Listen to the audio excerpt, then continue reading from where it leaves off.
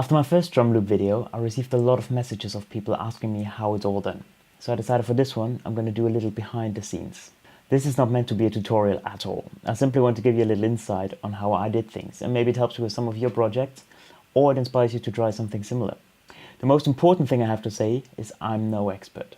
I mainly learned Ableton simply by doing, or by having nerdy chats with much more talented friends of mine. For the purpose of not making this too long and boring, I decided to divide it up into 2 videos. The first one's going to be about lighting, second one everything surrounding the audio. What might not be apparent in the video, all the lighting is controlled with Ableton and live triggered by me in one way or another. Now the lighting side of things was completely new territory for me. I had never used DMX before, let alone program the light show. If any of you out there work in that field, I'm sure there are much better, more effective and definitely more professional ways of doing things. But here's what worked for me after I was messing about with it for a couple of weeks. I used this little box called Dmxis by Enttec, which basically translates USB into 3 and 5 pin DMX signal. The great thing about this box is it has its own processors built in, which basically keeps my laptop from having to do all that work as well. Another great feature is that it comes with its own VST plugin that I can use directly in Ableton. Let's have a look at that.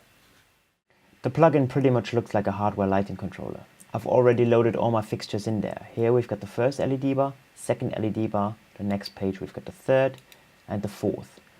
Then we have a 4-channel dimmer pack that I use for the standing lamps and 2 LED Par cans. I use all the LED bars on a 24-channel mode, which basically divides them into 8 sections, and each section has 3 colors, red, green and blue. This allows me to be in charge of every section separately at any point. In the plugin this is quite clear to see. I've got one fader for each of the 24 channels. For example, red section 1, green section 1, blue section 1, red section 2 and so on. I've now assigned faders in the plugin directly to faders in Ableton. So if I move number 1 down here, it moves in the plugin as well. This allows me to automate all these faders directly within Ableton. Now if we have a look at the Ableton project, I'm using 6 MIDI channels just for lights. Here are the Par cans, got the dimmer pack, and then 1 channel for each of the LED bars.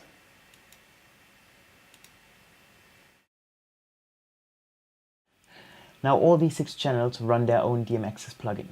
I was advised not to use the plugin multiple times in one project, but for me it worked perfectly. I simply put all the lights on separate channels to have a better overview when programming. You'll see it can get quite hairy. Dmxis perfectly reacts to MIDI notes when they're played in live. For some reason though, it doesn't react to them when they're coming from MIDI clips.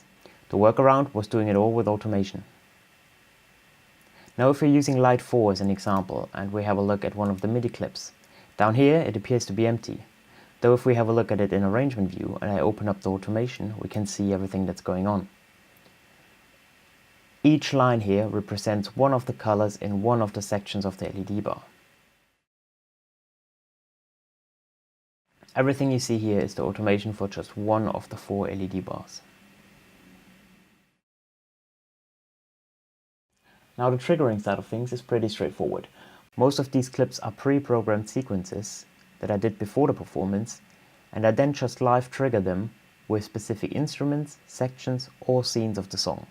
Some of them are looped, for example this one. Others use follow action to navigate through the arrangement. At 2 parts of the song I used the Par can as a little live effect. This flash clip is basically just a white on and off that is being triggered by acoustic triggers I've mounted to the drum kit. I first use them in the tom section on the floor tom. Second time I use them is on the kick drum in the solo section. This clip is not set to loop, as I only want the effect when the drums are actually being hit. If we have a quick look at the MIDI mapping, shortcut Apple M, we can see that all the lights use MIDI channel 4. I've done that for 2 reasons. Firstly, so they stay out of everything audio related, and secondly, it just gives me many more MIDI notes to work with. This is all made possible by the layering function in the Yamaha DTX Multi-12 I used. This allows me to trigger up to 4 different MIDI notes on different MIDI channels by hitting just one drum pad. And that's pretty much it. I hope this gave you a little overview. If you have any more questions, pop them in the comments below and I'll try to answer them, or contact me through my website. Don't miss out on part 2 where I'm going to talk about everything audio related and the navigation through the project. Thanks for watching.